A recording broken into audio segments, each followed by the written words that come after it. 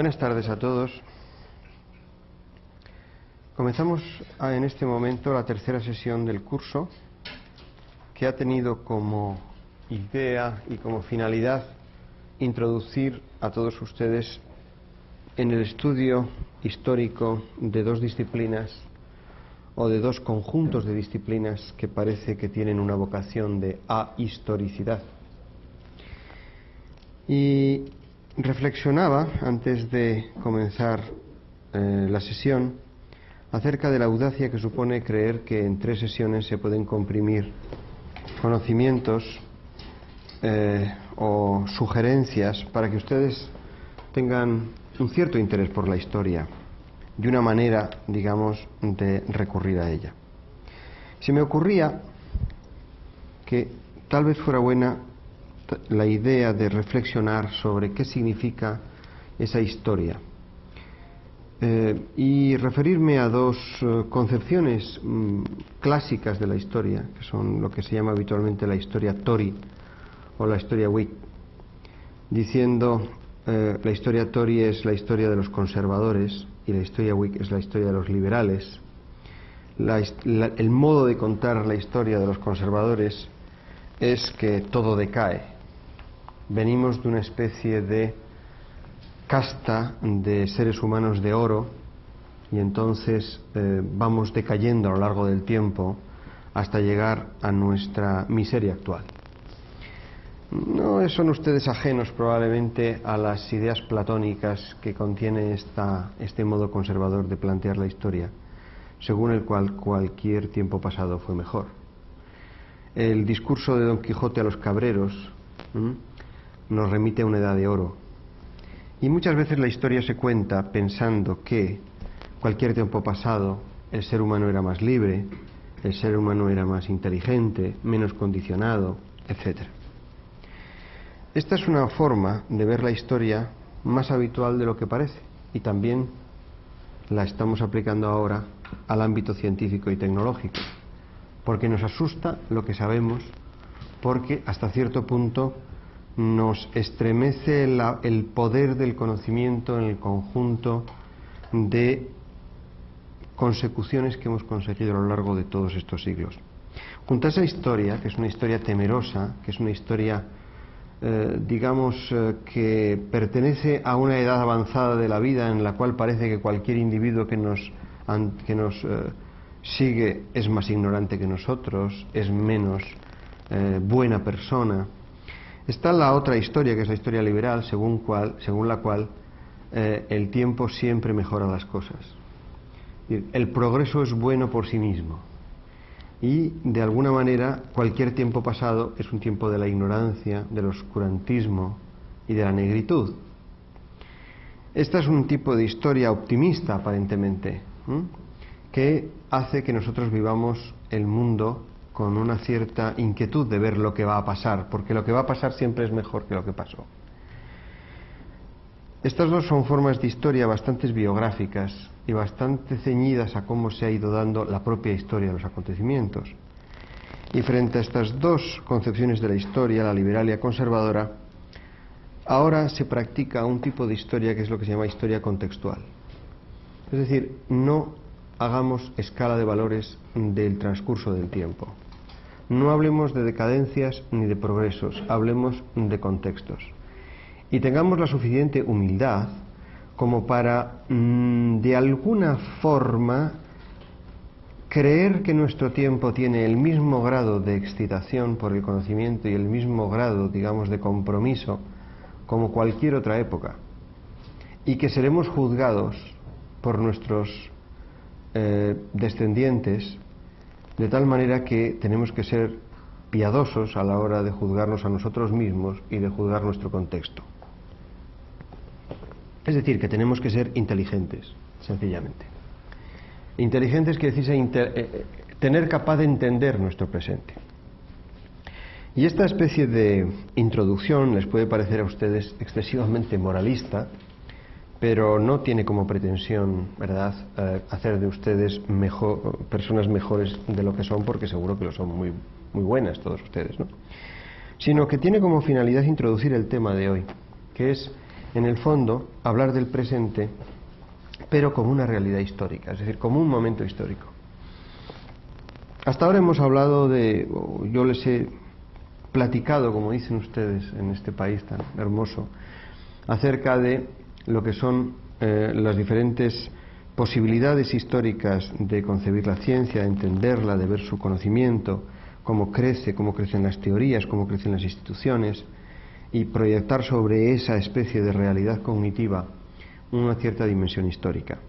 También ayer hablamos de las difíciles relaciones que se mantienen entre ciencia y tecnología, a la vez de las fecundas relaciones que existen entre las dos y de las no obvias relaciones que existen entre las dos.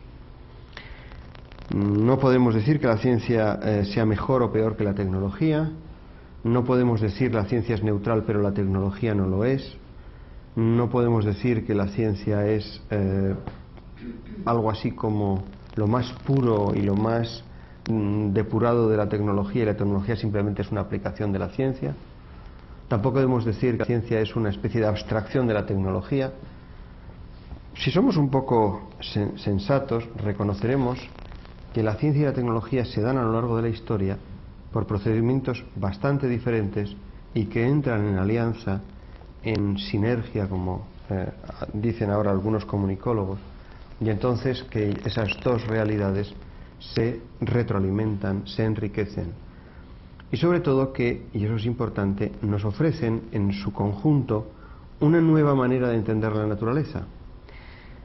Esto en realidad no es nada nuevo, porque digamos desde el Neolítico hasta nuestros días el ser humano es un ser que transforma la naturaleza, que la cambia, con lo cual pensar que eso es algo patrimonio del siglo XX es un poco ingenuo.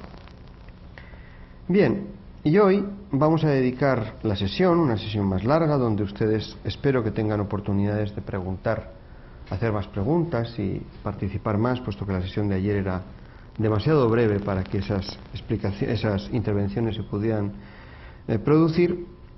Bueno, pues hoy vamos a reflexionar desde el punto de vista de la filosofía, es decir, vamos a intentar entender las relaciones de la ciencia y la tecnología desde un punto de vista filosófico. En general, ya les digo de antemano que no vamos a reflexionar desde el punto de vista de una filosofía o de una escuela filosófica. Y esto tengo que advertirlo porque hay una cierta tendencia a considerar que la filosofía que trata de la ciencia es patrimonio de un tipo de filosofía, que es el neopositivismo del siglo XX. De antemano ya les digo que no voy a abordar el problema desde ese punto de vista por muchos motivos, y el primero de los cuales es porque hay docenas de libros que hablan de esa relación. Hay muchísimos libros que les explicarán a ustedes qué relación existe entre la filosofía y la ciencia desde el punto de vista neopositivista, que les hablarán a ustedes del Círculo de Viena, de Popper, de todos los individuos que intentaron construir un lenguaje universal para la ciencia, de una polémica que existió en aquellos momentos acerca de cuál era el requisito fundamental para que un conocimiento pudiera tener el adjetivo de científico frente a otro conocimiento que no fuera científico. Es probablemente una filosofía extraordinariamente interesante. Yo se la explico a mis alumnos durante casi un semestre, pero digamos es un problema enormemente localizado en el tiempo y en la geografía, y digamos una de las características que ha tenido el que recién terminado siglo XX es el mostrar que ese acercamiento filosófico a la ciencia ni es el único, ni es el que más interesa a la ciencia, ni algunas veces podríamos decir ni es el que más interesa a la filosofía. Es decir, es un planteamiento restrictivo, es un planteamiento que busca únicamente describir la ciencia desde la seguridad del conocimiento. Es decir, nosotros queremos tener un conocimiento seguro y entonces tenemos que restringir tanto los requisitos metodológicos para describir la ciencia que nos quedamos con una especie de estereotipo que después, curiosamente, jamás se da en la historia, ¿no? Yo voy dada la liberalidad que da una cátedra de este estilo, como la cátedra de Alfonso Reyes, y sobre todo, dada el interés que tengo en que ustedes reflexionen lo paradójico, como habrán visto por los cuestionarios que he puesto en red, Bueno, pues dado ese interés, no voy a quedarme en el digamos, nicho acogedor y seguro del positivismo.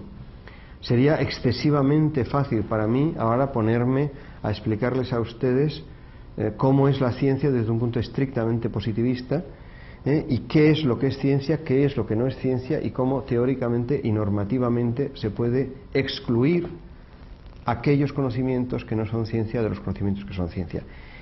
Y no lo podría hacer, y no lo voy a hacer, sobre todo porque Kepler se levantaría de la tumba, porque Newton diría yo no he hecho eso, porque Maxwell diría no sea usted exagerado, porque Einstein se reiría a carcajadas, etcétera, etcétera. Es decir, porque esa filosofía de la ciencia es una filosofía magnífica como filosofía, pero lo malo es que no trata de la ciencia que realmente se ha dado. Y a mí me interesa mucho más la ciencia que realmente se ha dado, que se ha dado en el pasado y que se da en el presente, más que una especie de reconstrucción hipotética de cómo se ha dado la ciencia. Y como además, como les digo a ustedes, es algo que ustedes pueden tener a su alcance, porque hay muchísimos libros de este estilo que hablan de filosofía de la ciencia desde un punto de vista neopositivista, y hablan de los debates que ocurren y que han ocurrido en el siglo XX, y es, digamos, un tipo de filosofía para especialistas y para individuos interesados en este tipo de cosas. Más bien, yo voy a intentar acceder bajo otro punto de vista, es decir, voy a situarme en una situación mucho más próxima a nuestros días. Es decir, aproximaciones que se dan a partir de Kuhn, a partir de uno de los grandes historiadores de la ciencia del siglo XX y probablemente uno de los grandes filósofos del siglo XX, que es Thomas Kuhn, del que ustedes habrán oído seguro hablar y que ha sido probablemente uno de los filósofos / historiadores más influyentes del siglo XX, porque de la segunda mitad del siglo XX sobre todo, porque ese historiador / filósofo o filósofo / historiador fue capaz de establecer conjeturas acerca de lo que era el funcionamiento de la historia, habló de formas de explicar las revoluciones científicas y a lo largo de su vida tuvo que darse cuenta de que esas revoluciones no se daban como él las había descrito, pero simplemente su punto de vista había provocado una auténtica catarata de investigaciones acerca de cómo se podía construir la ciencia. Y desde ese punto de vista, ¿verdad?, la filosofía de Kuhn, que seguro que la conocen ustedes y que pueden acceder a ella en el libro publicado en castellano, en español por el Fondo de Cultura Económica, que se llama La estructura de las revoluciones científicas, y que es probablemente uno de los libros más conocidos de los universitarios que les interesan este tipo de temas, pueden ustedes encontrar lo que en los años 60 se pensaba acerca de cómo se podía explicar un fenómeno verdaderamente curioso, que es cómo crece el conocimiento, cómo aumenta el conocimiento, cómo se dan los nacimientos de teorías y sobre todo cómo se dan los cambios de teorías. Este es un tema que, porque es realmente antiguo, es decir, para nosotros 40 años es un mundo, seguro que muchos de ustedes tienen menos de 40 años, y entonces podríamos decir que han nacido en tiempo post-kuhniano, o sea, toda su vida es post-kuhniana. Yo, desgraciadamente, viví con Kuhn y me acuerdo todavía cuando se publicó el libro de la estructura de las revoluciones científicas.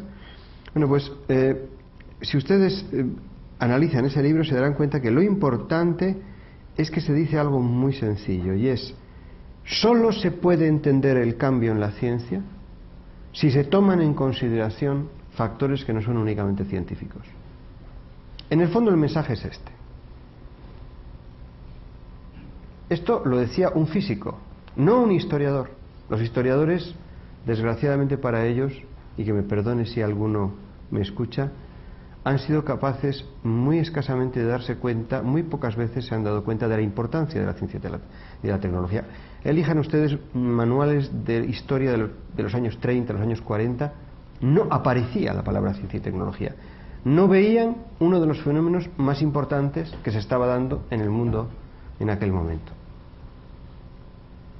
A mí no me extraña que un historiador del siglo XVII no se diera cuenta de la importancia de Newton o de Descartes, me parece sorprendente que un historiador de los años del siglo XX no considerara que la ciencia y la tecnología son un conjunto de fenómenos que verdaderamente determina toda la cultura. Bueno, pero Kuhn, vamos a volver a Kuhn y no voy a cansarles a ustedes con estas disquisiciones. Kuhn nos dejó ese mensaje, murió hace relativamente poco y un poco cansado de lo que había producido el efecto del libro de las revoluciones científicas, de la estructura de las revoluciones científicas, pero nos dejó ese mensaje. Ojo, si ustedes quieren entender cómo es la ciencia y para qué se produce la ciencia y cómo funciona la ciencia y cómo se relaciona con la tecnología, necesariamente ustedes tienen que renunciar a considerar que hay, digamos, factores científicos o factores tecnológicos como únicos factores para explicar el asunto. Es decir, introdujo en la explicación de cómo se mueve la ciencia y cómo se produce el conocimiento científico elementos que se llaman habitualmente externos a las teorías mismas. Bueno, pues podríamos decir, y como voy a acudir a varios mitos clásicos a lo largo de la exposición, abrió la caja de Pandora, ¿no? Es decir, realmente no quedó absolutamente nada dentro de la caja, porque a partir de ese momento fue como un fenómeno de seducción colectiva y comenzó un movimiento extraordinariamente vigoroso de historiadores y de filósofos, y comenzó a estudiar la ciencia desde el punto de vista social, desde un punto de vista antropológico, desde un punto de vista económico, para dar, digamos, una dimensión suficientemente completa de la complejidad que supone la evolución del conocimiento científico. Es verdaderamente interesante ver lo que ha ocurrido en estos últimos 30 años en ese mundo tan curioso de la filosofía, la ciencia y la tecnología. Entonces, lo que vamos a hacer en la sesión de hoy es seguir el consejo de Kuhn. Es decir, vamos a ser unos kuhnianos amateurs, pero kuhnianos al fin y al cabo, es decir, vamos a intentar entender el siglo XX de tal forma que la ciencia no solamente sea la ciencia, sino que sea un conjunto de fenómenos sociales que se dan con la ciencia, que determinan la ciencia, que son determinados por la ciencia, pero que en todos ellos no agota el fenómeno. Y para eso voy a acudir a un segundo mito. Ya saben ustedes que la ciencia, según algunos historiadores excesivamente optimistas, es aquel conocimiento que se separa del mito, ¿no? Incluso estos historiadores arrogantes alemanes de principios del siglo XX hablaban de que la filosofía nace cuando se supera el mito, ¿no? A mí siempre me ha parecido verdaderamente increíble el pensamiento de historiadores como Nestle y todos estos alemanes optimistas. Según parece que el hombre pues renuncia al mito, que es lo verdaderamente turbio y no comprensible, y entra en el logos, que es la luminosidad, en fin. Es muy curioso que esto lo diga Nestle, ¿verdad? Y hable después de los presocráticos, y después leamos a Platón, que es un lenguaje mitológico verdaderamente fascinante. Pero bueno, yo, como no soy muy dócil a las ideas de Nestle, pienso que la ventaja del nacimiento de la ciencia es precisamente que se sabe interpretar el mito de otra manera. Es decir, el mito tiene otra función hermenéutica y, por supuesto, retórica, y entonces las sociedades aprenden a vivirlo de otra manera. Pero esto no nos desviaría muchísimo. Únicamente lo digo para justificar que yo voy a utilizar algunos mitos, bueno, sobre todo uno. Y voy a utilizar un mito muy repetido en la literatura y que de alguna manera determina todo el siglo XX. Lo han utilizado otras personas, como ya les digo siempre y reiteradamente. No me quiero convertir en un pedante que cree que ha descubierto Mediterráneos, o sea que realmente esto lo verán ustedes que han leído seguro, igual que yo, estas cosas. Pero vamos a fijarnos en un mito, que es el mito de Prometeo.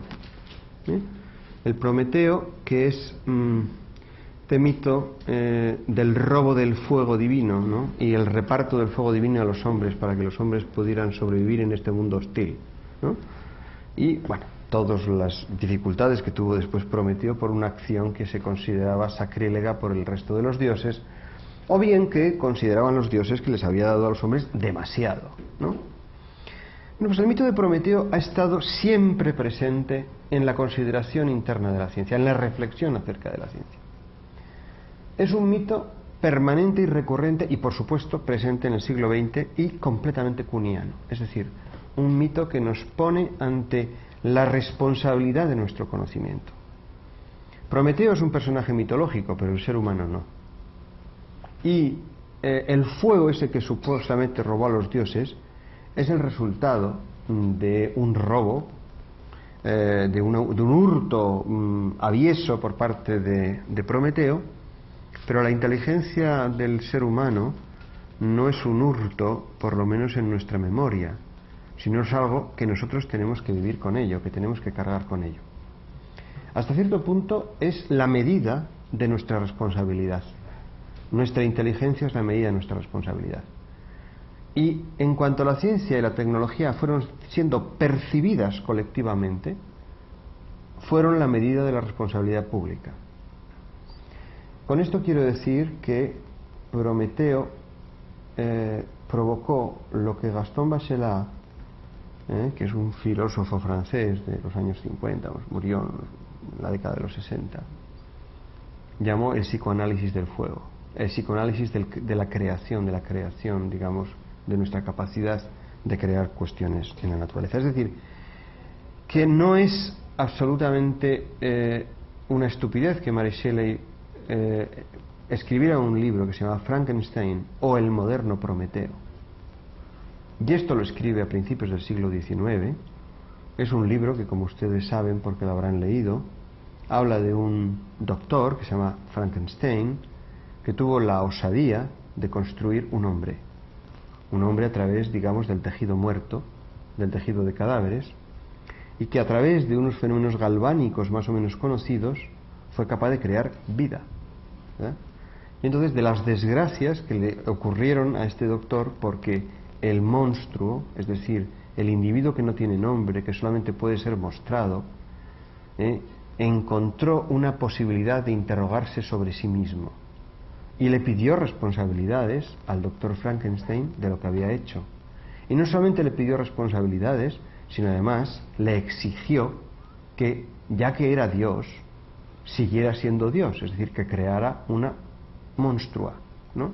Y que esos monstruos formaran, digamos, esa especie de pareja en lo que puede ser la recreación de la Biblia. Ustedes pueden parecerles esto cinematográfico y puede ustedes parecer que esto es pues para que James Whale nos deleite con esas películas ingenuas de los años 30, pero no es en absoluto tan ingenuo. Y Mary Shelley no lo escribió desde el punto de vista de la ingenuidad, sino desde el punto de vista del patetismo, de lo que era una sociedad que asistía al nacimiento de una ciencia que se consideraba enormemente peligrosa, o por lo menos que era peligrosa porque competía demasiado con otras formas de cultura. Claro está, si uno lee el libro de Mary Shelley simplemente como si fuera una novela de ciencia ficción, pues bueno, bien, pues uno puede hacer cualquier cosa en esta vida, es decir, puede leer los libros con más o menos responsabilidad o más o menos inteligencia, ¿no? Incluso sé que hay versiones infantiles del Dr. Frankenstein, ya me parece absolutamente alucinante, pero se escriben, ¿no? Sí, porque, bueno, parece que es un juego, y ahora, donde la ciencia es un conocimiento tan extendido, lo menos malo que puede hacer un señor es un monstruo, ¿no? Sí, en realidad hay cosas peores, ¿no? Pero fíjense ustedes, y les animo a que se pongan a reflexionar un poco de una manera muy elemental. Todos colectivamente somos Frankenstein. En el siglo XX todos somos Frankenstein. Hemos logrado que el Frankenstein sea un universo, un universal, digamos, ¿no? Un colectivo. Y todos somos un poco Prometeos, o todos hemos generado una sociedad prometeica, que es la sociedad, digamos, del siglo XX, de la que nosotros, como ustedes se imaginan, procedemos de una manera casi inevitable. La sociedad prometeica es una sociedad que tiene un conocimiento quizá desmesurado para su capacidad de manipulación, sobre todo su capacidad de control. Ya les digo, no estoy demonizando el siglo XX en absoluto. Yo pertenezco a esa sociedad y la asumo mis responsabilidades, pero desde luego las quiero asumir. No quiero creer que son responsabilidades de terceros. Entonces, digamos, lo importante que tiene la visión kuhniana, lo importante que hace que esa visión tenga alguna relación con el mito de Prometeo, es que se nos ha dado el fuego divino, siguiendo el mito, evidentemente. En realidad lo hemos conseguido con muchísimo esfuerzo, y ha sido un trabajo, digamos, de generaciones.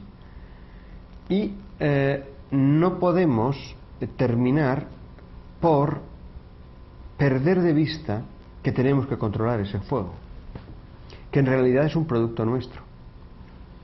De tal manera que no nos tiene que pasar que el fuego nos incendie, sino tenemos que conseguir que el fuego de alguna manera esté controlado. Kuhn, como he repetido varias veces ya ahora, nos anima a intentar entender la ciencia desde un punto de vista contextual y, por supuesto, desde un punto de vista social y desde un punto de vista ético. No es un individuo que se base solamente en la ética, pero dice solamente desde ese punto de vista podemos entender cómo funciona la creación y la generación de conocimiento. Entonces, yendo hacia nuestros orígenes, podemos pensar cómo podríamos caracterizar la ciencia ya de nuestro siglo, ya del siglo XX, vamos, del siglo pasado, pero el nuestro en época, digamos, cultural. ¿Cómo podríamos considerar el siglo XX? ¿Qué es lo que realmente ha cambiado con respecto al siglo anterior, sobre todo en nuestra percepción? Y yo voy a darles a ustedes algunas ideas que probablemente se superpondrán a las que tienen ustedes y que en conjunto podrán servirles para pensar sobre el asunto. ¿Qué ha caracterizado el siglo XX? En primer lugar, lo que ha caracterizado es la visibilidad de la ciencia. Es un fenómeno que no es científico. Es decir, visibilidad de la ciencia significa que la ciencia está más presente en la sociedad que nunca, que actúa con voz propia y que, digamos, tiene una importancia enorme lo que dice en todos los ámbitos, digamos, de la sociedad y como un fenómeno global. Es evidente que la ciencia fue visible desde la Revolución Francesa, como les dije a ustedes en la primera sesión. Es evidente que en la Revolución Francesa aparecieron los primeros savants que ocuparon puestos políticos. Es evidente que a lo largo del siglo XIX se construyeron esas maravillosas teorías científicas, tanto en física como en química, como en biología, como en geología, como en otras muchas ciencias, que formaron esa especie de mosaico general de las ciencias positivas. Yo me dedico especialmente a estudiar el siglo XIX, que es un siglo enormemente complicado, y les puedo asegurar que es muy fascinante observar cómo se van construyendo esos conocimientos, esas teorías científicas. Pero a pesar de todo, en el siglo XIX ocurrió un fenómeno muy curioso. Por ejemplo, en el siglo XIX, hasta prácticamente la mitad del siglo, las universidades que hay son las universidades que había. El proceso de creación de universidades comienza pues, a partir de 1830 a 1840. Hay sucesivas reformas de las universidades. Por ejemplo, les diría a ustedes, recordarán que les dije el primer día, la ciencia nació en instituciones que estaban anejas a la corte. Incluso me hicieron una pregunta acerca de si no se podía considerar que era el siglo XVI y no el siglo XVII. Bueno, y tuvimos nuestras conversaciones interesantísimas sobre esta cuestión, pero, digamos, la ciencia nueva, la nueva ciencia esta barroca, la ciencia que está asociada a nombres como Newton o Galileo, es una ciencia que está fuera de la universidad, poco a poco se va de la universidad.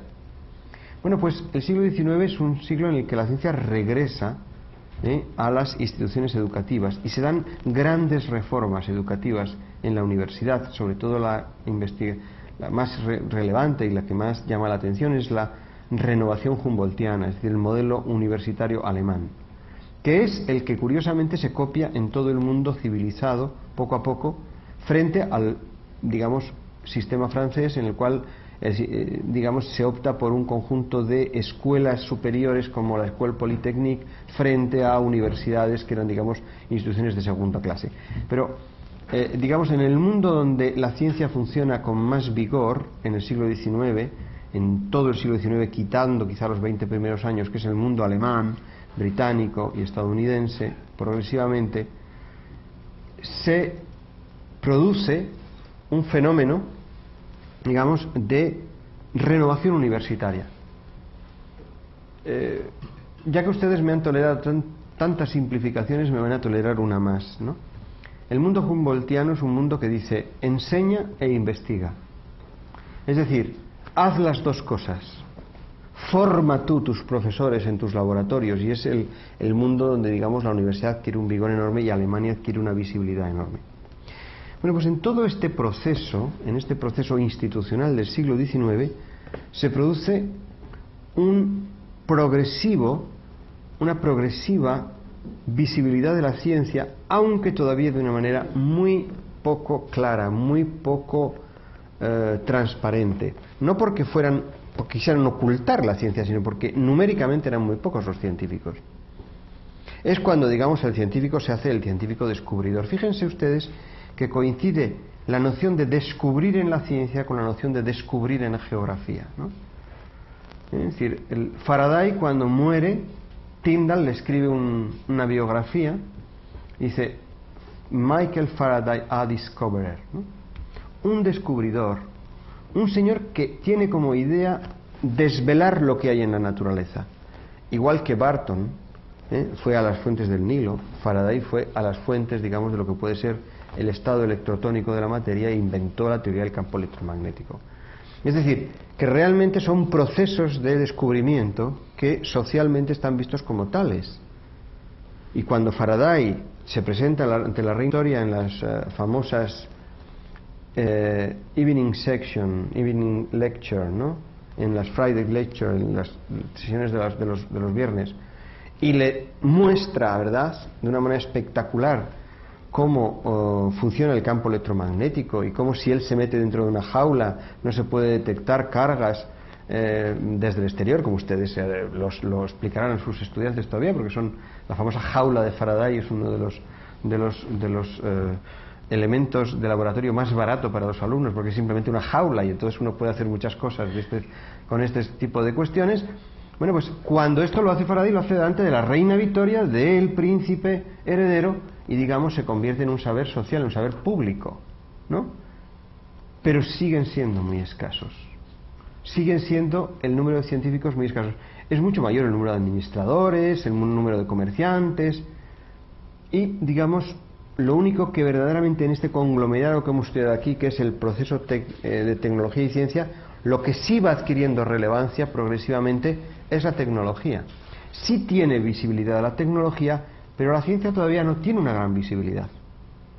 Ustedes podrían decir, bueno, dentro de lo que nos dijo ayer de las relaciones entre ciencia y tecnología, entonces el siglo XIX es más tecnológico que científico. Pues sí, es más tecnológico que científico. No en vano se habla de la revolución industrial asociada al siglo XIX. Y les voy a dar a ustedes un dato que conocerán probablemente, pero se lo voy a refrescar, de la importancia que tiene esta visibilidad tecnológica en el XIX, que es las exposiciones universales. A partir del año 1851 hay una serie de exposiciones universales donde, digamos, los países, Gran Bretaña, Estados Unidos, Alemania, bueno, Austria sobre todo, Francia, Italia, incluso las colonias británicas como Australia, crean foros donde los industriales van a exponer sus productos. Entonces la propaganda es: vamos a poner un foro donde nuestros productos y todos los productos industriales mundiales compitan.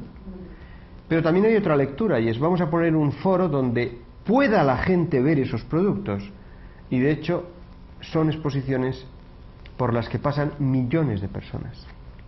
Millones de personas, que dice que por París, por la exposición de París, a mediados de siglo, las exposiciones, por ejemplo, donde aparece el icono de Eiffel, lo que es la Torre Eiffel que quedó todavía, que es, digamos, la exposición que se hizo como homenaje al centenario de la Revolución Francesa, pasaron 9 millones de personas.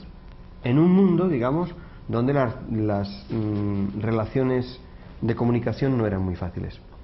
Con lo cual, digamos, el siglo XIX sería un siglo donde la visibilidad es tecnológica.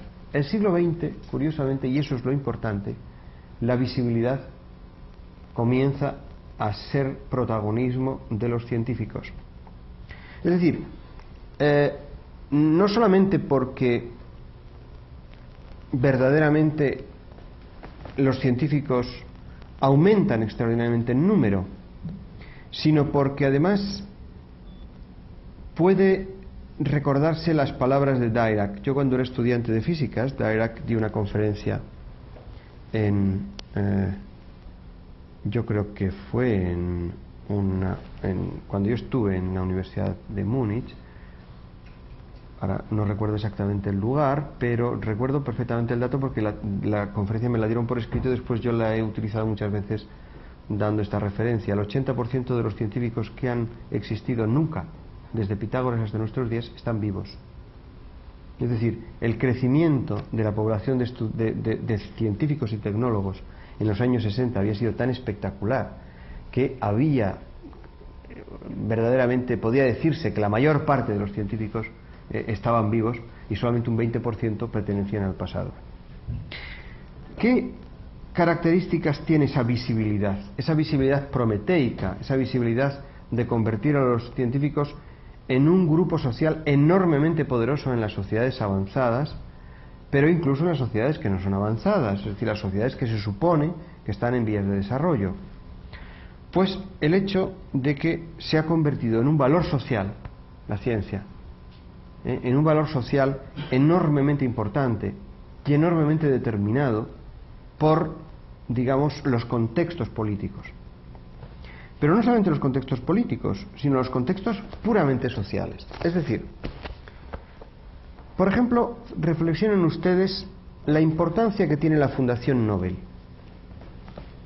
La importancia que tiene la Fundación Nobel, lo digo como un ejemplo que es extraordinariamente llamativo para entender lo que espera el público de una colectividad. Ustedes saben que cada año se dan un conjunto de premios Nobel basados en los estatutos de una fundación que administra la fortuna de uno de los químicos más importantes del siglo XIX, que se llama Alfred Nobel, que, entre otras cosas, inventó la nitroglicerina, que fue un explosivo de una gran importancia para poder abrir caminos en el siglo XIX, para poder tender ferrocarril a gran velocidad, dentro de la velocidad del siglo XIX, es decir, no eran como ahora, ¿verdad?, que se abre parece que la tierra puede arar, ¿no?, con autopistas. Bueno, pues Alfred Nobel genera una fortuna, Alfred Nobel deja esa fortuna para que se cree un premio. Han existido premios anteriormente, no es el primer premio que se hace, pero se consigue en el contexto, y esto es lo importante, de una sociedad científica emergente, competitiva, internacional.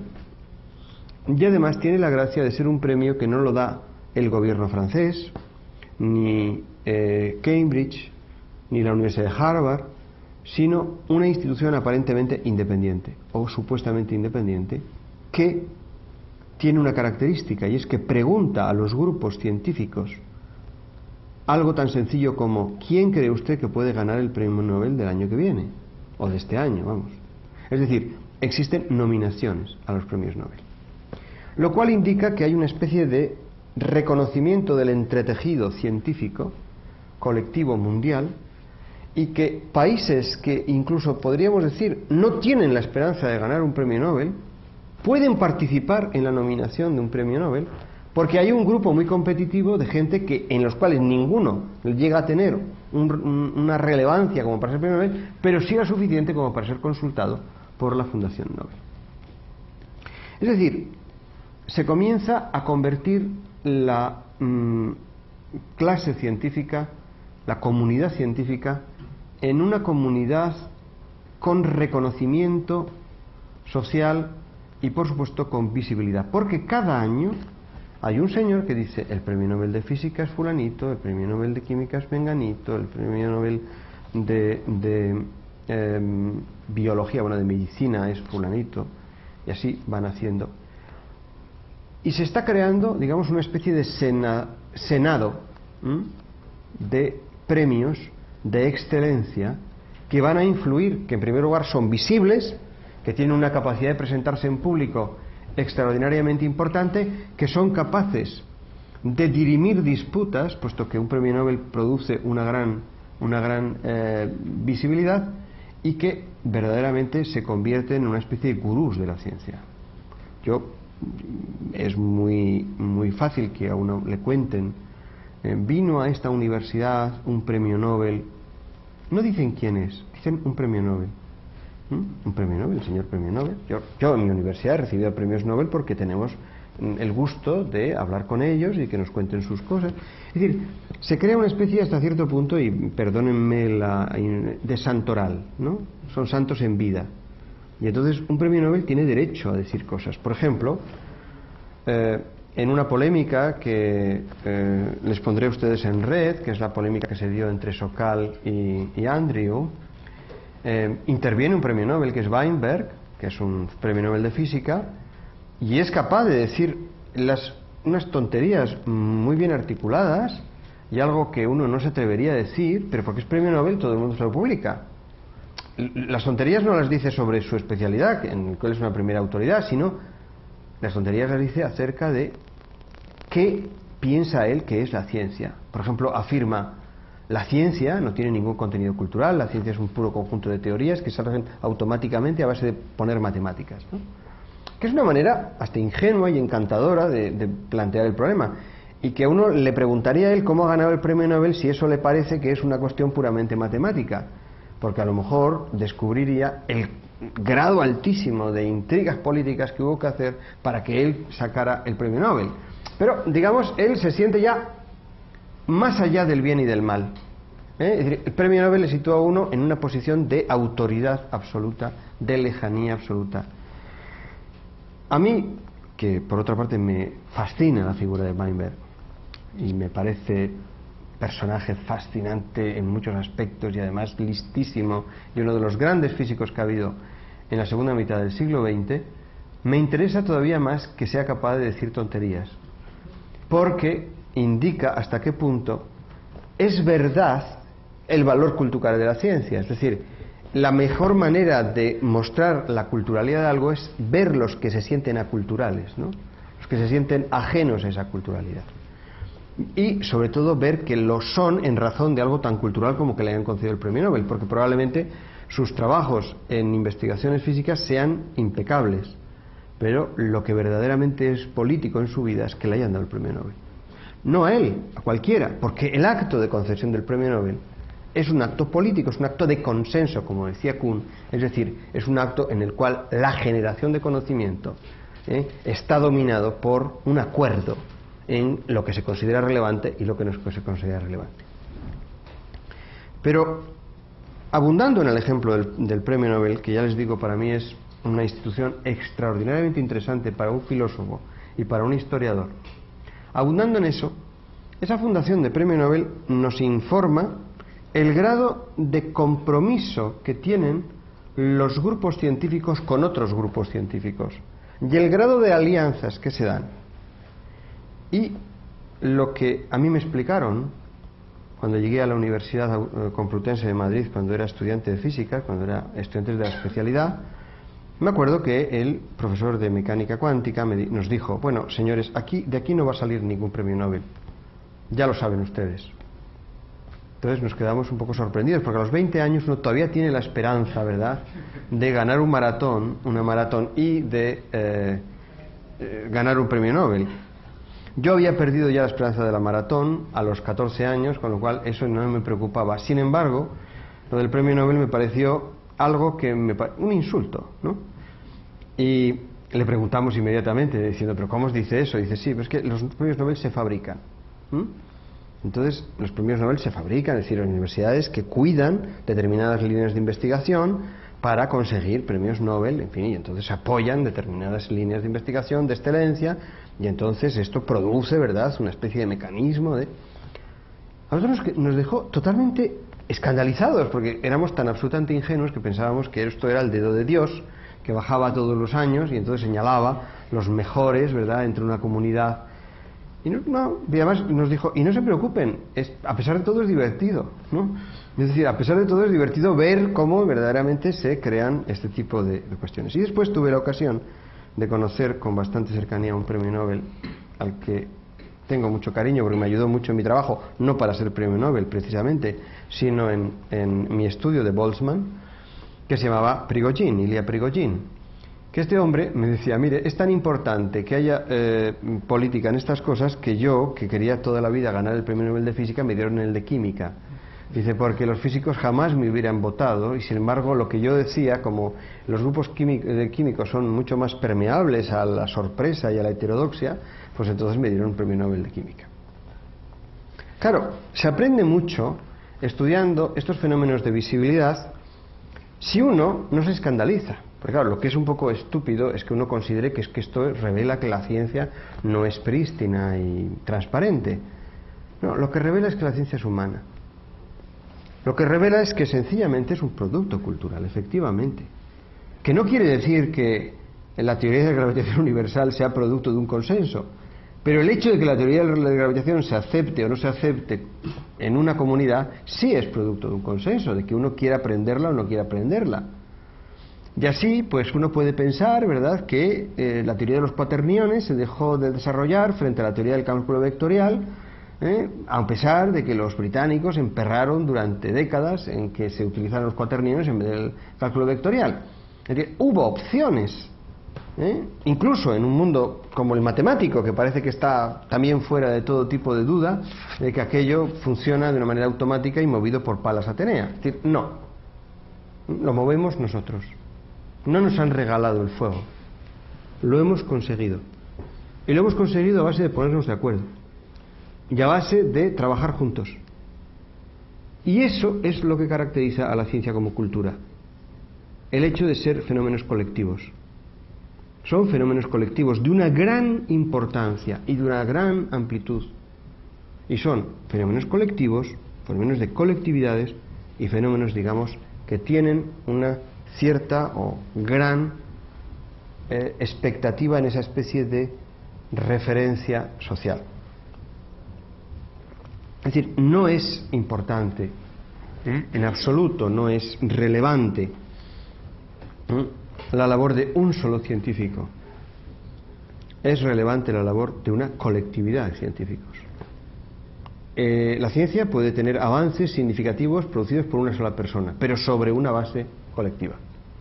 Es decir, puede haber genios en el mundo científico, nadie lo duda, pero el genio tiene que estar en su contexto. Yo recuerdo que en España, cuando yo era niño, siempre había algún español que inventaba el motor de agua. Ese motor que en vez de gasolina utilizaba agua. Nunca triunfó, ¿no? O sea, no se hubiera dado esta ingenuidad si hubiera habido un contexto. Ahora ya nadie inventa el motor de agua. O sea, no hay noticias, no hay ningún español que invente el motor de agua. ¿Por qué? Pues porque ya saben más. Y entonces hay una colectividad que hace que ese tipo de fenómenos no se puedan dar. Bien, esto es importante. O sea, esta idea, y fíjense ustedes, de cómo funciona el premio Nobel, de estas nominaciones, de esta sensación de que el premio Nobel es producto, digamos, de un consenso entre comunidades, es importante porque nos delata la idea de que la vida científica es una vida compleja, es una vida social, es una vida de acuerdos. La segunda característica de esa visibilidad, o que hace que los científicos hayan tenido esa visibilidad social, o el segundo factor que nos puede llevar a la conclusión de que es así, la encontramos en su relación con la tecnología. Realmente la tecnología es una fuerza cognitiva extraordinaria en el siglo XX y verdaderamente la ciencia en el siglo XX buscó alianzas con la tecnología. Buscó alianzas con la tecnología. Algo que verdaderamente caracteriza este siglo XX, cosa que no había ocurrido de una manera sistemática en el siglo XIX. En el siglo XX busca las alianzas, lo que no quiere decir que no haya ciencia básica.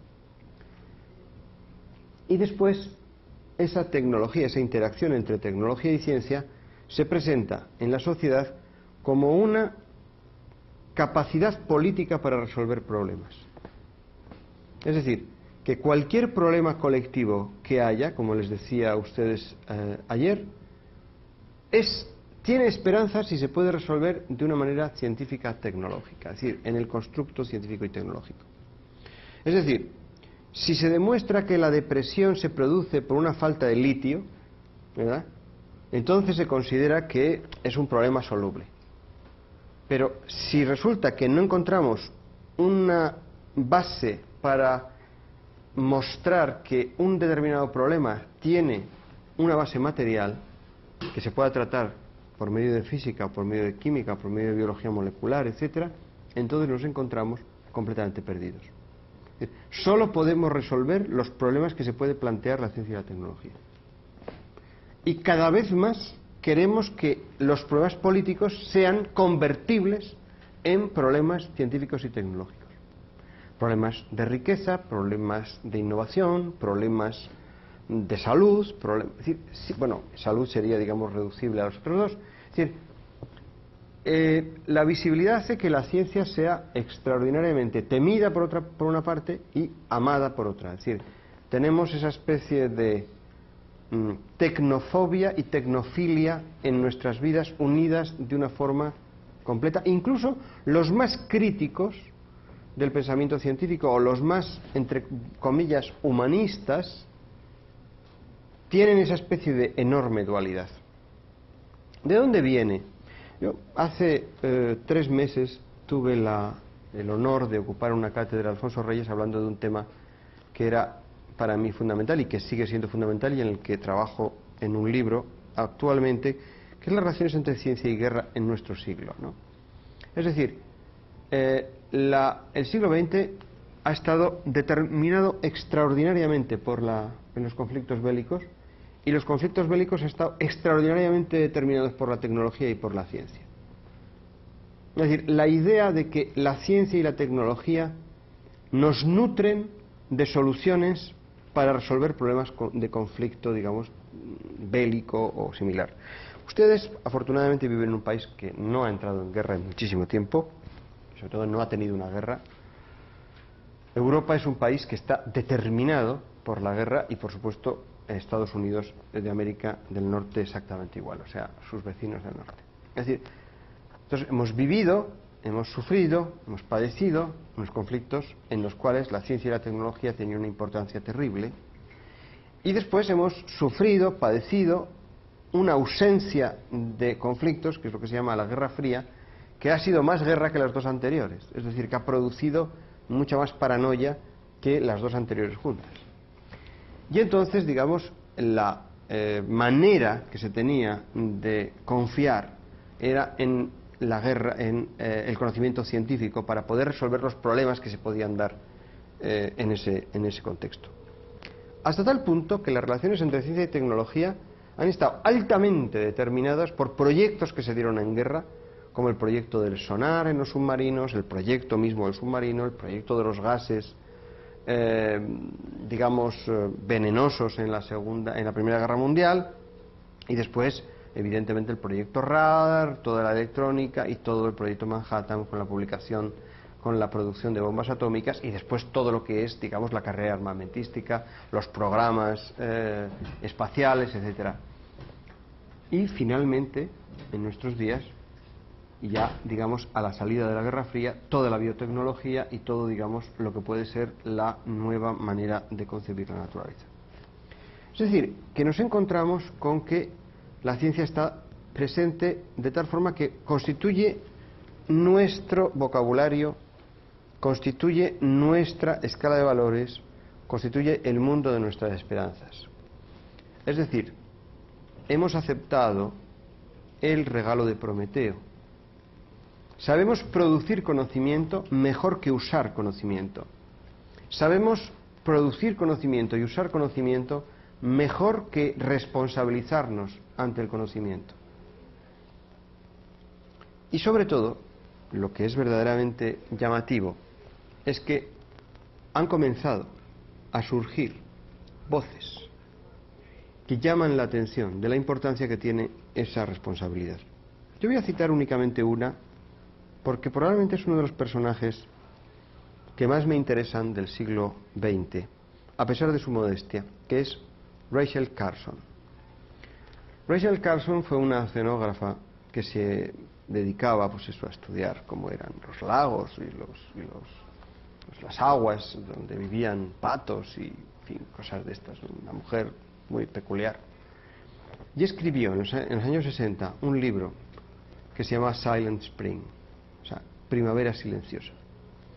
Y es, si ustedes ven la figura de Carson, es una mujer débil, menuda, o débil en el sentido de no una mujer muy alta y muy... Una mujer menudita y de una fuerza extraordinaria para escribir un libro donde llama la atención a la sociedad norteamericana del uso del DDT, del peligro del uso del DDT. Y Silent Spring se refiere a esa primavera que viene, es silenciosa porque todo ha muerto.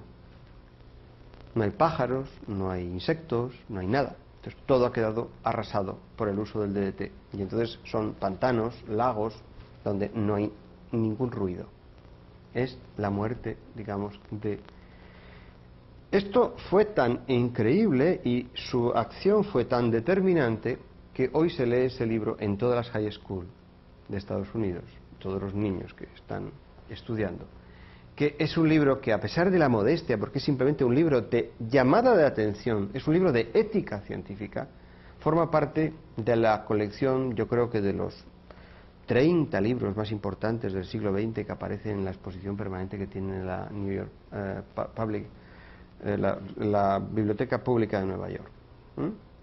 Y entonces, si ustedes van allí, a la calle 42, se encontrarán con una especie de... Bueno, yo no sé si existirá todavía la exposición, pero yo creo que sí. Una referencia a unos cuantos libros de ciencia que son importantes en el siglo XX, está el Silent Spring. ¿Por qué? Porque es una llamada de atención ética al uso del DDT, que promovió leyes federales que regularan el uso del DDT. Claro está, uno puede decir, una golondrina no hace verano. Rachel Carson es una persona y que hasta cierto punto era simpática porque ningún político la veía como enemiga. Pero yo les diría que, aprendiendo de Kuhn, no hay golondrinas en ciencia. Rachel Carson no era una golondrina, era un aviso de lo que iba a venir a partir de los años 60, que es un intento de entender cuál es nuestro grado de responsabilidad en las repercusiones que tiene el uso de la ciencia y la tecnología con respecto al futuro. Y eso sí que es el mito de Prometeo. Y con eso ahora acabo esta primera parte y espero que ustedes tengan oportunidad de hacer preguntas y podamos hablar suficientemente. Es decir, eso sí que es volver al mito de Prometeo, que es tener la sensación de que el fuego lo hemos conseguido, pero tenemos que conseguir no quemar el mundo y conseguir lograr que tener algún tipo de control sobre nuestro conocimiento, o por lo menos saber que tenemos responsabilidad de la falta de control. Volvemos en unos pocos minutos de descanso para que ustedes puedan preparar sus preguntas y hacer sus consideraciones. Muchas gracias. Seguimos con esta sesión.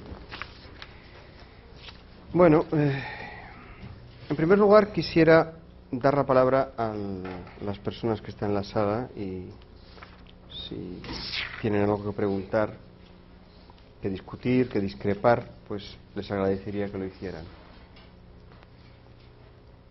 Y si no, para aumentar la expectación, voy a pasar a contestar algunas preguntas que me han enviado algunas de las personas que están en línea. Susana Hurtado, que está en Monterrey, que está en la sala además, que hace una pregunta por escrito. Dice, usted mencionó, solo podemos resolver los problemas que se presentan como ciencia y tecnología. Con esa premisa y a la luz de la historia o filosofía de la ciencia, ¿cómo podemos resolver el problema de la responsabilidad de la ciencia, científicos, y la de los consumidores de los inventos científico-tecnológicos? Bien, es una pregunta que hemos iniciado a conversar en el intervalo de tiempo que nos hemos tomado como descanso. No os lo oculto a ustedes, no me sorprende, porque, bien, una de las diferencias entre la ciencia de nuestros días y la ciencia del pasado es que esa especie de gran separación que existía entre emisores de la ciencia y receptores de la ciencia ha desaparecido en parte. No totalmente, pero sí en parte. Eso quiere decirse que mientras que en el siglo XVII o XVIII la diferencia entre el ego y el docto en una materia era radical o muy grande, en el siglo XX no lo es tanto, porque nuestra formación científica es inevitable. Estudiamos cuestiones científicas desde niños. Todo el mundo sabe matemáticas y todo el mundo aprende algo de ciencias y de ciencias naturales y esas cosas. Con lo cual, digamos, esa división no es una división tan tajante como era en el pasado. Yo creo que uno de los desafíos del futuro es hacer entender a los consumidores de ciencia, de productos de la ciencia, su responsabilidad como consumidores, como demandadores de esos productos. Yo no sé si ustedes se han parado a ver las leyes de Kranzberg que les repartí ayer o que les puse ayer en internet, ¿no? Y la segunda ley, que es muy paradójica, dice que la invención es la madre de la necesidad y no la necesidad la madre de la invención. La invención es la madre de la necesidad quiere decir ni más ni menos que nosotros inventamos mucho más de lo que necesitamos y que muchas veces, no siempre, pero muchas veces, la invención no es producto de ninguna necesidad, sino lo que hace es acelerar necesidades y estimular necesidades. Salvo que uno tenga una idea absolutamente optimista, pero tan optimista como la del personaje de Molière, ¿no? Esta especie de idiota optimista que aparece en sus cuentos, ¿no? Realmente no puede uno creer que vive en un mundo de recursos infinitos. Y no solamente porque no tengamos, digamos, materia prima como para seguir viviendo y seguir produciendo, sino porque verdaderamente cualquiera de nuestras acciones tiene un cierto impacto tecnológico que repercute en el futuro. Entonces, no se trata únicamente de pedir responsabilidades efectivamente al productor, sino también al receptor, el consumidor.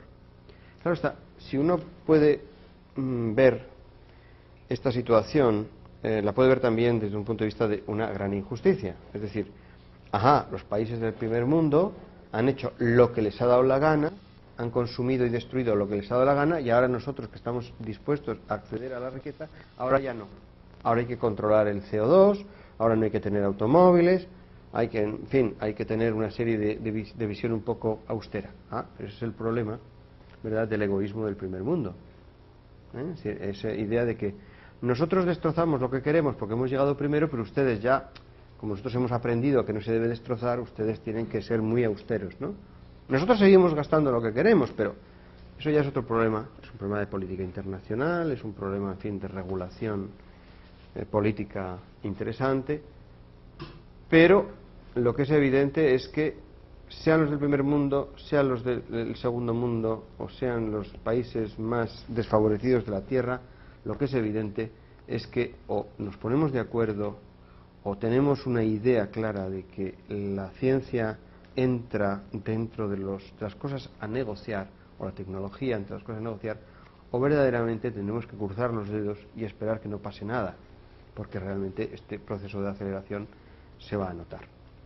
Y sobre todo porque la invención Muchas veces se puede hacer de otras maneras, se puede hacer, digamos, sin repercusión en el medio ambiente, puede hacerse puramente teórica, es decir, realmente no es necesario destrozar algo por el hecho de saber destrozarlo, por el mero hecho de que sabemos cómo hacerlo. Es un comportamiento muy infantil. Se supone que en ese sentido tenemos que tener un cierto grado de autocrítica en estas situaciones, ¿no? Por eso les he citado a ustedes a Rachel Carson, porque, digamos, ella intentó ser una voz dentro de lo que puede ser la ética de las naciones, y en el caso de Estados Unidos, pues la ética de lo que puede ser el comportamiento político de un colectivo tan poderoso como los Estados Unidos, y logró realmente hacerse escuchar. Uno puede decir, bueno, realmente fue una voz aislada, o como les decía antes, pues es una golondrina que no hace verano. Bueno, mejor que no se destroce, mejor que no se utilice DDT a que se utilice DDT. Mejor que, digamos, haya la sensibilidad como para realmente poner en situación los políticos, o los políticos que tengan que hacerse cargo de que esto necesita un tipo de regulación diferente.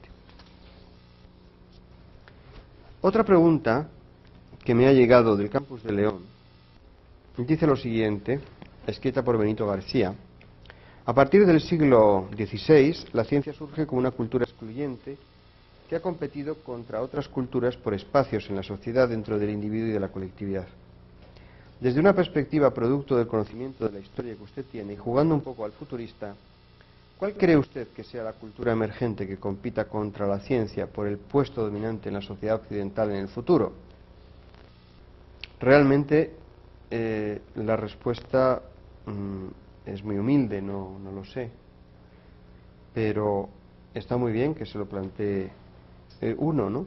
Es decir, realmente lo que no enseña la historia es a jugar al futuro, en el sentido de que es difícil hacer una predicción de lo que es el futuro.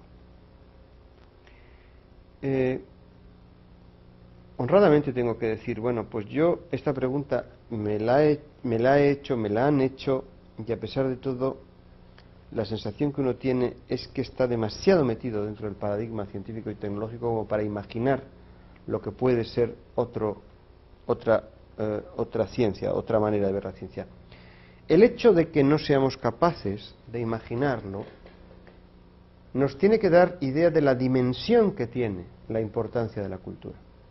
Es decir, estamos en un marco cultural tan determinado por la ciencia y la tecnología que no nos podemos imaginar ni qué puede haber sin ciencia y tecnología.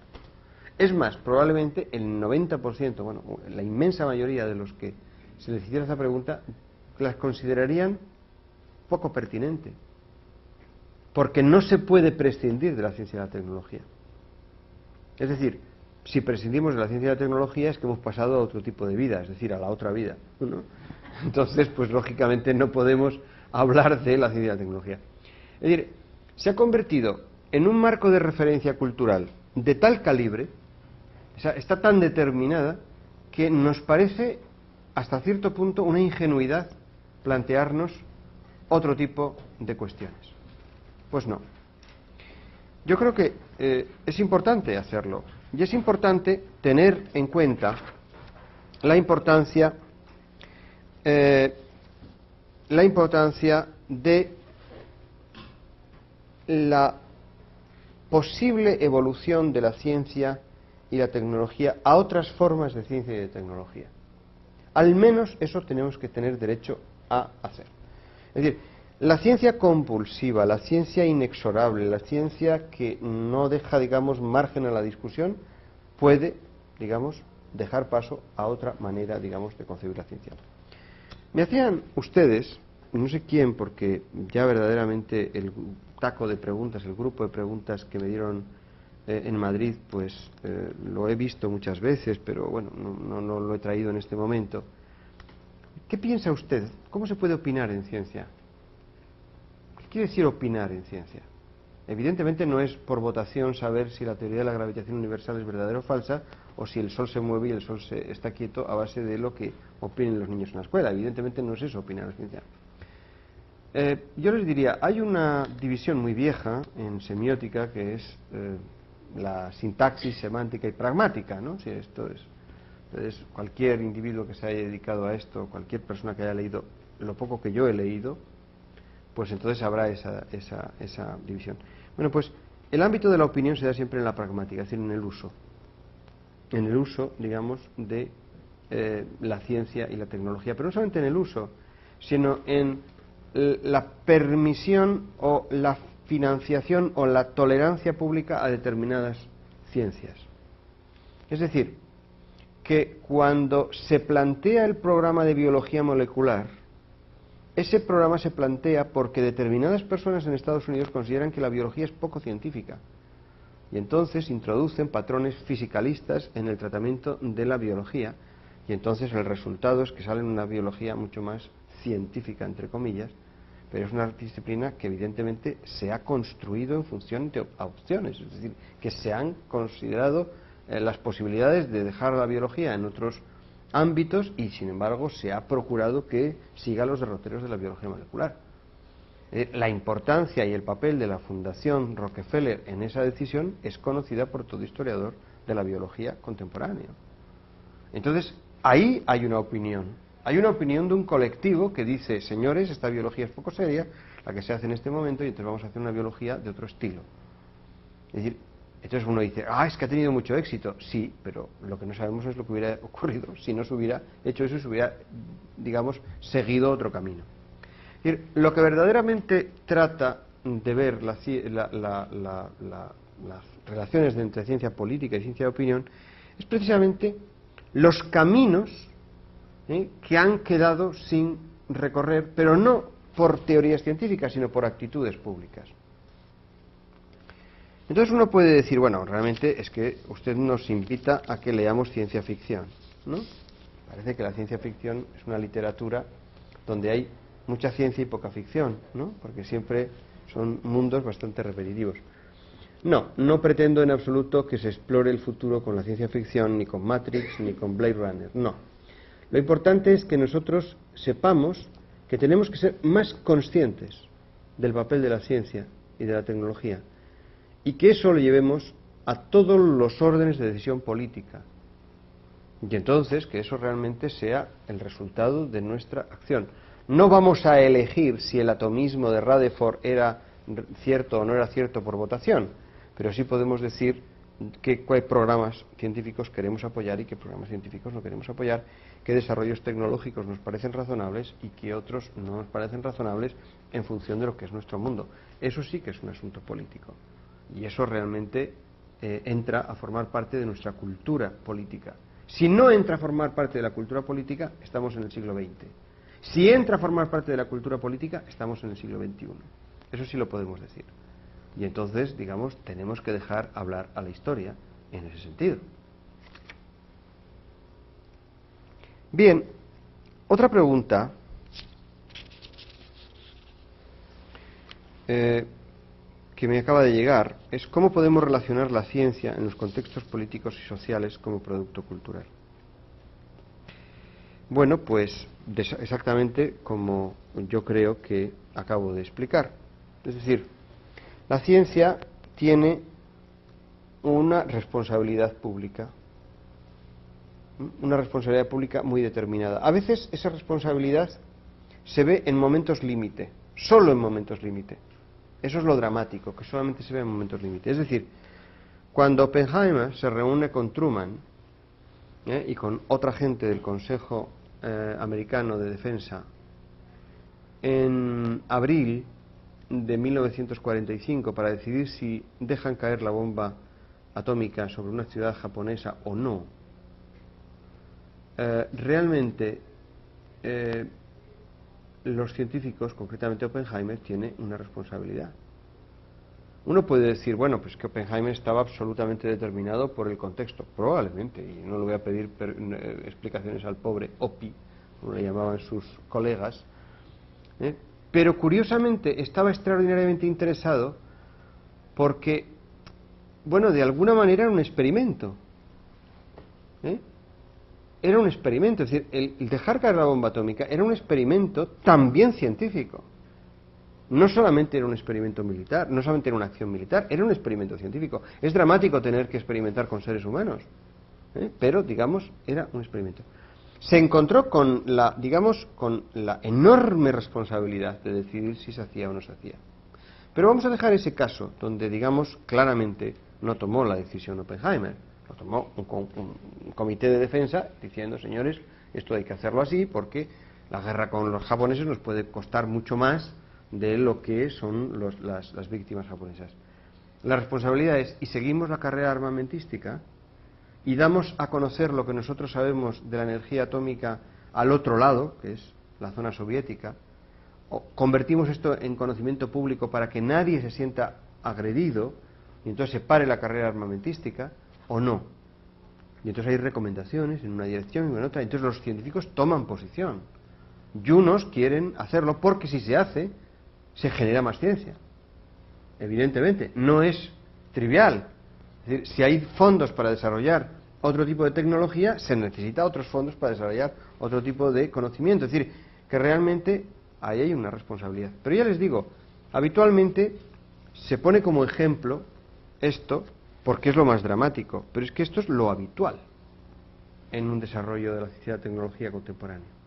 Entonces, si se desarrolla más un determinado programa o se desarrolla más otro, pues digamos hay una responsabilidad política en la que entra a formar parte no solamente los científicos, sino también los políticos.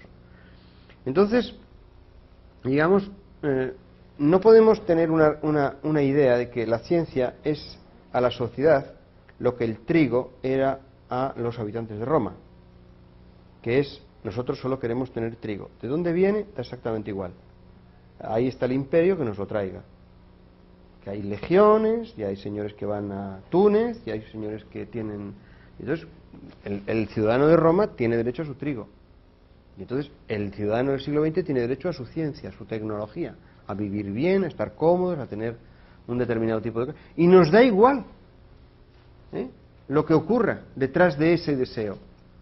No, pues miren ustedes, no, porque resulta que fuera de Roma hay gente que sufre, hay señores que quieren que no les quiten el trigo y cada vez uno tiene que mandar más legiones. En fin, realmente esa especie de visión dinámica de lo que puede ser un deseo, pues también ocurre en el siglo XX, con la diferencia de que ahora no hay exterior, es decir, ahora estamos todos en la misma Roma, y ahora tenemos, digamos, que estar dentro de lo que puede ser nuestro mundo. Por eso, digamos, los contextos políticos y sociales son los que determinan el carácter cultural de la ciencia. Es decir, cuando uno verdaderamente ve cómo elige Joule, por ejemplo, y les pongo a ustedes un ejemplo muy conocido, de cualquier físico sabe la constante de Joule, de conversión calor-trabajo, ¿no? Y Joule, digamos, no acierta a dar una medición correcta entre relación de fuerzas de trabajo, porque explora la relación calor-trabajo en una dirección muy complicada, que es en las máquinas eléctricas producto de la investigación de Faraday. ¿Cuál es la razón de la falta de éxito de Joule? Y ahora estoy hablando ya de cuestiones realmente sociales más bien que políticas y de contextos exactos, ¿no? Es decir, Joule es un señor que investiga la relación entre las distintas formas, digamos, de lo que hoy llamamos energía. Entonces no se llama energía sino fuerza. Bueno, entonces Joule investiga en la dirección que le parece más prometedora, que es en la que su conocido Faraday ha trabajado, que es en la producción de electricidad a través de movimientos magnéticos. Y no hay forma de que encuentre ningún resultado. O sea, esa falta de resultados viene dada por su contexto cultural. Es decir, Inglaterra estaba dominada por el encanto de la electricidad. En el continente un señor como Mayer, Robert Mayer, que era un médico estrafalario, absolutamente, en fin, partidario de las intervenciones goetheanas de la naturaleza, hace un experimento sencillo, y es ver cuánto aumenta la temperatura de una piedra cuando cae. Es decir, cómo se convierte, digamos, el trabajo en calor. o la energía, como ustedes llamarían, potencial, o en el caso de cinética, cuando impacta en calor. El único problema es que el señor Mayer es un auténtico mal científico experimental y hace borrones, es decir, escribe cosas bastante burdas, pero las publica. Y las lee el señor Joule, y Joule se le enciende la lámpara, porque él sí es un buen experimentador, y entonces hace el experimento que ustedes ven en todos los libros de texto. Pero, ¿de dónde le viene? De un contexto mucho más libre, que es el contexto romántico alemán de Mayer. He utilizado este ejemplo para que vean ustedes que no hay que hablar de política. El contexto social puede, o el contexto cultural, puede determinar la investigación científica sin hablar de política. Evidentemente ahora metemos la política, metemos la ética, metemos la responsabilidad, porque digamos la abundancia, digamos, de ciencia, la emergencia de la ciencia y de la tecnología es de tal calibre que el resultado es que nosotros nos ponemos siempre en la situación de tener que explicar por qué la ciencia va por un lugar, por qué la ciencia va por otro, por qué la tecnología fabrica esos productos o fabrica estos otros. En un mundo como el 19 se puede estudiar de una manera más acotada porque esto no produce efectos, digamos, nocivos entre la sociedad de su época, por lo menos aparentemente no nocivos, excepto el de la codicia, que ese siempre ha sido exactamente igual, tanto en la época de Newton como en la época actual, ¿no? ¿Alguna pregunta por parte de la sala? Estamos siguiendo, contestando las preguntas. Y ahora, una pregunta de una persona que tiene ya un largo currículum en preguntas a este curso.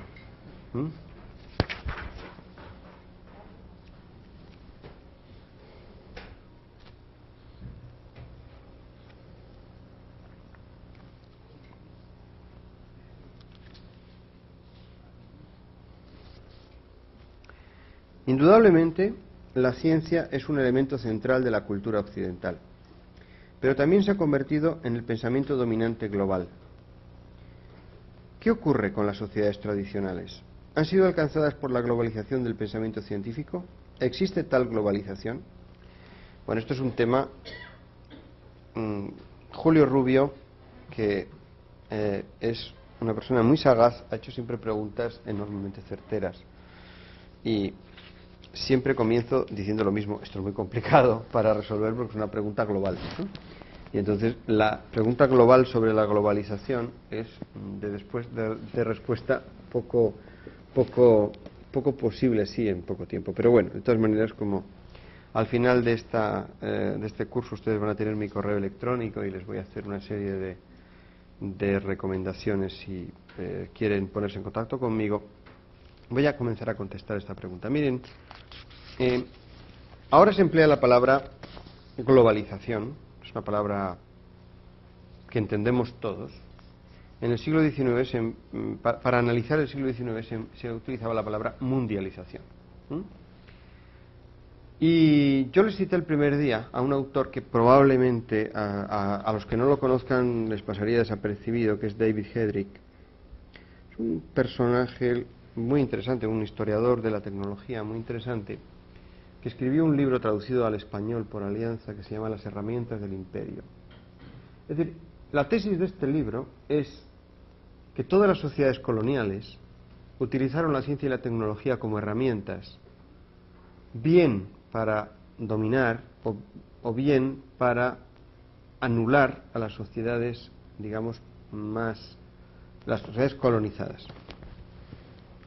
Él estudia tecnologías bastante fáciles de entender, es decir, y una de las tecnologías que estudia, no en este libro, sino en otros ya, porque ha publicado muchos libros, varios por lo menos, es el ferrocarril. Es decir, el ferrocarril es algo que sirve para transportar muy rápidamente bienes y mercancías y es un mecanismo muy apto de dominación, ¿no? O el vapor en los barcos, ¿no? El vapor en los barcos libera a los barcos del viento y entonces si uno logra una tecnología suficientemente refinada, pues entonces puede meter cañoneras a vapor por unos ríos que había digamos, indígenas que se oponían a la penetración de los occidentales por allí, etcétera, etcétera. O bien el hecho de que se desarrollen medicinas como el tratamiento de la quinina hace que se logren asentarse colonias europeas en el mundo que tradicionalmente estaba dominado por la malaria. O bien, entonces podemos seguir haciendo ejemplos, ¿no? Es decir, resulta que el ferrocarril sirve para que el imperio meta productos y traiga dinero. Es decir, por ejemplo, pues todo el desarrollo del ferrocarril en la India es un ejemplo clásico de este estilo. Bueno, es decir, David Heydrich apunta a lo que Julio Rubio habla de globalización, comienza en el 19. Pero no solamente eso, sino como también les citaba a ustedes el primer día, el imperio alemán, el Reich, el segundo Reich, o sea, el Reich de Bismarck, lleva a la idea de exportar modelos de educación a Asia e incluso a Latinoamérica, para que a través de esos modelos de educación puedan penetrar más fácilmente las ideas germánicas y, por supuesto, los productos económicos germánicos. Bien, hasta ahí parece que, digamos, es muy claro. Es decir, unos señores van y meten productos, unas sociedades introducen tecnologías, incluso compulsivamente y de una manera verdaderamente curiosa, porque, según demuestra Heydrich, los ingleses consiguieron que los hindúes financiaran los ferrocarriles que construían ellos y que además solo podían ser administrados por ellos, es decir, que desde el guardabarreras hasta el individuo que llevaba una máquina al principio eran británicos, porque no se fiaban en absoluto de que los hindúes en este caso, pudieran manejar bien las máquinas o pudieran tener ese tipo de cuestiones. Bueno, como comprenderán ustedes, estamos hablando de procesos de transporte. Sin embargo, fíjense ustedes, yo discrepo con Heydrich en una cuestión elemental, y es que eso suponga una globalización. Eso supone una mundialización, digamos, de la acción. ¿Cuándo viene la globalización? Yo señalaría algo tan sencillo como cuando en vez de transportarse cosas, se transportó información. Es decir, cuando la red de comunicación no era física, sino era electrónica. Por ejemplo, cuando se hizo el primer tendido de telégrafo. Y cuando ese primer tendido de telégrafo, a partir de 1860, se combinó con cable submarino. Y entonces, cuando a partir de 1900 comenzó a actuar con Marconi la radio. Es decir, cuando lo que se transmitía era información, eso es globalización. Más que cuando hay transportes, digamos, facilidad de transportes por procedimientos tales como el ferrocarril, como os digo, y todo este tipo de cuestiones. Es decir, la globalización es el efecto de la información, porque la información destruye mucho más que el producto, destruye identidades con mucha más facilidad. Es decir, destruye o construye, quiero decir, no estoy ahora siendo, en fin, negativo, ¿no? Porque según eso, entonces lo que tendría que hacer es que no hubiera información, es decir, que una sociedad parcelada. Es decir, la diferencia que hay entre los cables submarinos británicos, por ejemplo, de finales del siglo XIX, y una situación tan real como la de Internet actualmente, es que en aquella época los que dominaban el tráfico de los cables eran claramente los que dominaban el mundo desde el punto de vista de, colonialismo fáctico, como puede ser la talasocracia británica, ¿no? Y ahora no está tan claro que se pueda dominar Internet tan fácilmente. Es decir, la globalización también es una dispersión de polos de decisión, ¿no?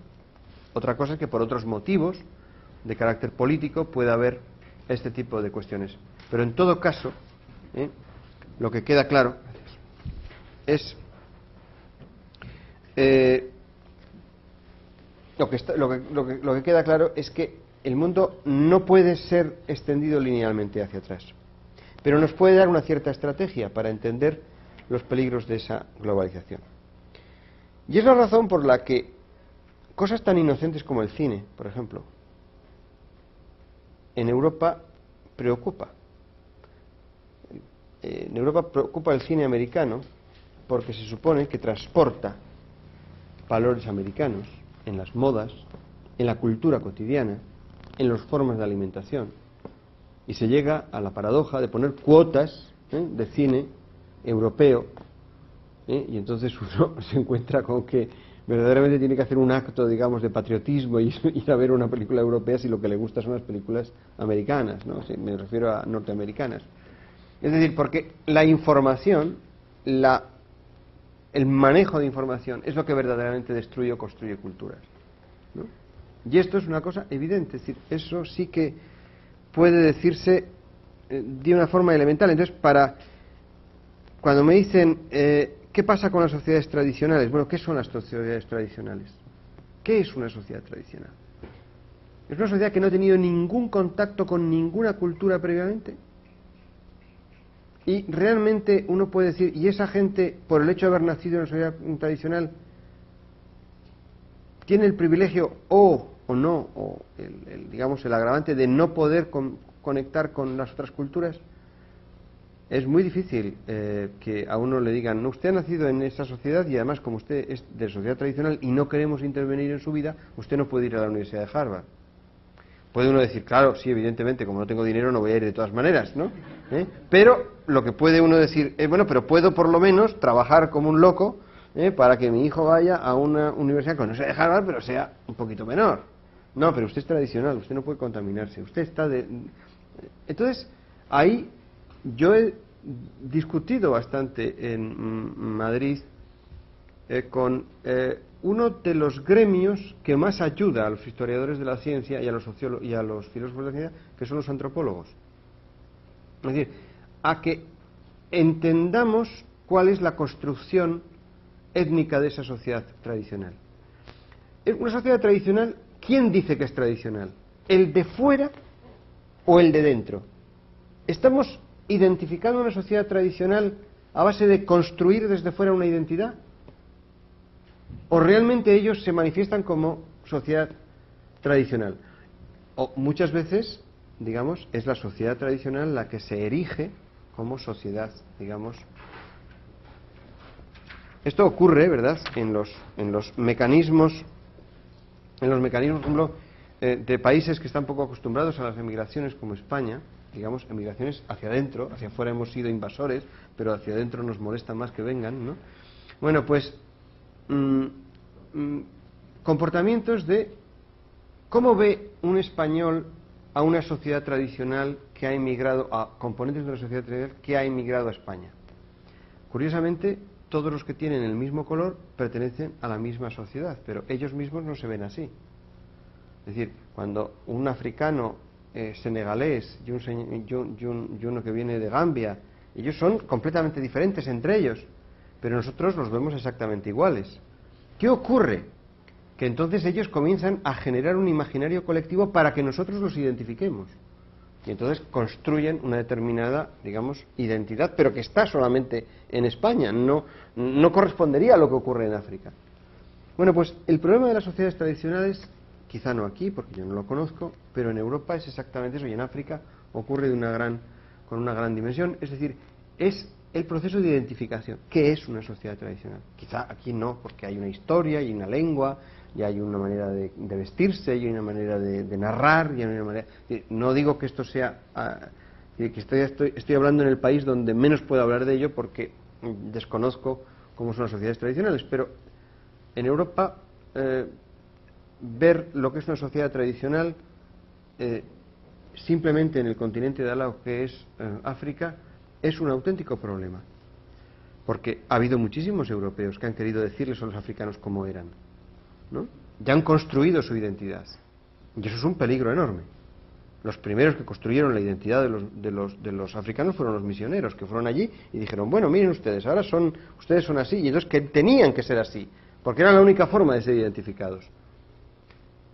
Ese es el problema de las sociedades tradicionales. Y ya el problema se duplica cuando se pasa al siguiente paso, a la siguiente etapa, que es, bueno, vamos a suponer que las sociedades tradicionales están identificadas, entonces vamos a ver que no son impermeables, porque evidentemente nadie lo defiende.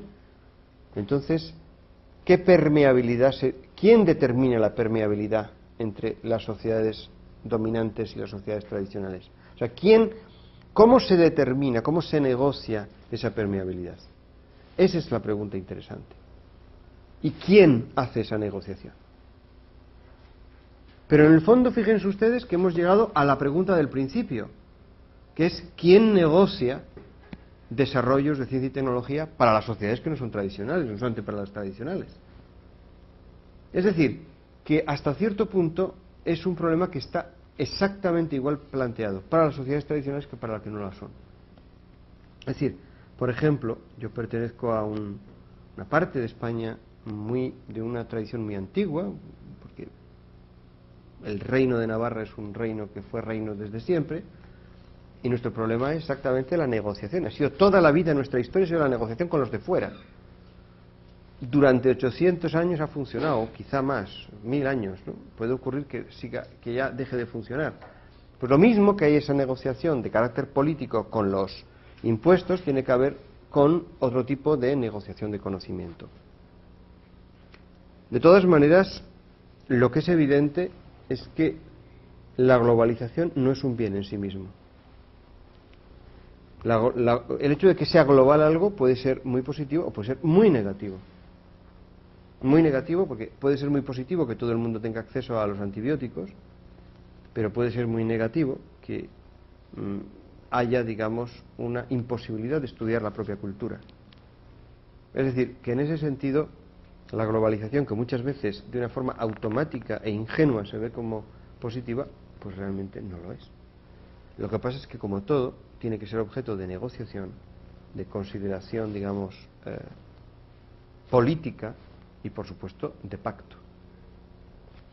De todas maneras, como Julio Rubio sabe, estos son temas extraordinariamente complejos. Otra pregunta es: ¿lograrán las sociedades contraponer el orden ético y humano ante las tecnologías existentes, siendo capaz de concebir la creación tecnológica como en sus orígenes? Es decir, sin valerse de alguna mediación tecnológica como el ordenador, es decir, solo con sus manos. No viene firmada esta carta, pero viene, bueno, yo creo que es del campus de León. León 4, yo no sé exactamente lo que quiere decir esto, pero debe ser una... Es curioso que hable del ordenador y no sepa de quién es, ¿no? Pero bueno. Hombre, vamos a ver, yo me acuerdo que siempre explicaba a mis alumnos que la tecnología es algo muy positivo, pero que nos pone en una situación de dependencia. Ya, si usted vive si usted va a su trabajo en tren de levitación magnética, es infinitamente más vulnerable que si va a su trabajo andando, ¿no? Es decir, le podrá costar más ir andando o no ir andando, pero si usted la única forma que tiene de ir al trabajo es recorrer 400 kilómetros en 35 minutos con un tren de levitación magnética, pues la probabilidad de que algún día falle aquello y entonces usted no puede resolverlo es que no puede recorrer 400 y pico kilómetros o 300 kilómetros andando, ¿no? Y en general se puede decir, ¿no? Es decir, cuando se hacía el pan en la panadería de la casa, la probabilidad de comer pan era más alta, o por lo menos la vulnerabilidad a no comer pan era menor, que si el pan lo traen del estado de al lado en avión, ¿no? Es decir, la tecnología nos crea vulnerabilidad, evidentemente, nos crea posibilidades, nos crea vulnerabilidad. Entonces, esto, digamos, sí que es inevitable, ¿sí? O por lo menos solamente se ha vuelto atrás en situaciones de colapso muy determinado, ¿no? Es decir, yo no sé si ustedes han hecho el ejemplo, pero han hecho la prueba, pero yo siempre les digo a mis alumnos que lo que nos debería sorprender es que esto que estoy diciendo yo aquí se esté escuchando en la Ciudad de México. Pero lo que nos sorprende es que no se escuche, y entonces se levanta el que está escuchando o el que está viendo la transmisión indignado y dice, ¿pero qué pasa? Que no se ve, ¿no? Si ustedes apoyan su dedo sobre una tecla de un televisor que pone on y no se enciende el ordenador, se llevan una sorpresa y un disgusto, cuando en realidad lo que tendrían que sorprenderse cada día es cuando aprietan la tecla y aparece alguien en el ordenador. Eso evidentemente, eso indica que tenemos una dependencia, que hemos naturalizado el ordenador. Lo hemos convertido en nuestra segunda naturaleza. Entonces, echen una ojeada. ¿Cuántos materiales naturales utilizan? Todo es plástico, todo parece que es, pero no es. Todos son aparatos, máquinas, todo es tecnología. Pero no aquí, en su casa. Cuando van en el autobús, cuando van volando hacia otra ciudad. Es decir, prescindan ustedes mentalmente de alguna tecnología. Yo les diría, vamos a hacer un juego. Imaginen que prescinden de una tecnología solamente. Un tipo de tecnología, no una. O sea, no que yo quiero, en vez de fabricar esta cosa que parece que es piel, pues quiero fabricar otra cosa que parece que es Sky. No, una tecnología. Y vamos a renunciar al plástico, vamos a renunciar a la combustión de vapor, o de combustión, de gasolina. Elijan una tecnología e invéntense un mundo sin esa tecnología. Claro, la respuesta que me darán ustedes es elemental. Es que las tecnologías están implicadas, imbricadas unas con otras. Entonces les diría, elijan ustedes el estadio de evolución tecnológico que quieren. A lo mejor ustedes piensan que en la corte de Luis XIV se vivía muy bien, porque eran todavía, digamos, tecnologías muy incipientes. Y entonces les diría que salvo que fueran ustedes Luis XIV, el resto vivía bastante mal. E incluso Luis XIV vivía bastante mal. Porque, por ejemplo, un cólico nefrítico pues podría ser la cosa más espantosa. O simplemente una muela careada, una muela con algo. O bien simplemente tener que soportar el olor del castillo, ¿no? De Versalles, que debía de ser un olor repugnante, como dicen los visitantes de Versalles. Es decir, bueno, estoy haciendo una butad, es decir, simplemente estoy diciéndoles, ¿quieren ustedes volver al origen? ¿Quieren ustedes ser Emilios rusonianos? Hagan, digamos, la prueba de elegir qué tipo de tecnología prescinden y qué tipo de tecnología no quieren ustedes, o en qué tipo de estadio tecnológico quieren ustedes quedarse. Claro, ustedes pensarán, ahora se ha convertido esta persona en un defensor de la tecnología. No. Estoy simplemente haciéndoles a ustedes responsables de elegir un mundo en el que no haya tecnología. Entonces, eso es un ejercicio que tendremos que hacer. Porque si tenemos que ralentizar el desarrollo tecnológico, o por lo menos cambiarlo de orientación, o por lo menos plantearnos qué tipo de desarrollos queremos, o por lo menos ser conscientes de la responsabilidad de desarrollos tecnológicos determinados, tendrán ustedes que de alguna forma hacer la ficción, ¿no? Es decir, tenemos que prescindir de grandes centrales hidroeléctricas, grandes centrales nucleares, fantástico. ¿Y cómo producimos la electricidad? ¿A base de echar anhídrido carbónico a la atmósfera? ¿O a base de hacer energías sostenibles, pero entonces podemos utilizar menos energía? Tenemos que acostumbrarnos a vivir con menos energía. Por ejemplo, que eso es el debate del desarrollo sostenible, que es un debate que está abierto y ustedes lo tienen en el TEC. Es decir, no es necesario hacer la omisión de algo como el ordenador. No pasamos del ordenador a solo sus manos, sino que hay muchos estadios intermedios. ¿Para qué dejamos de utilizar el ordenador? ¿Para escribir emails? ¿O para conseguir que se regule el tráfico en la Ciudad de México? ¿O el tráfico aéreo en un aeropuerto?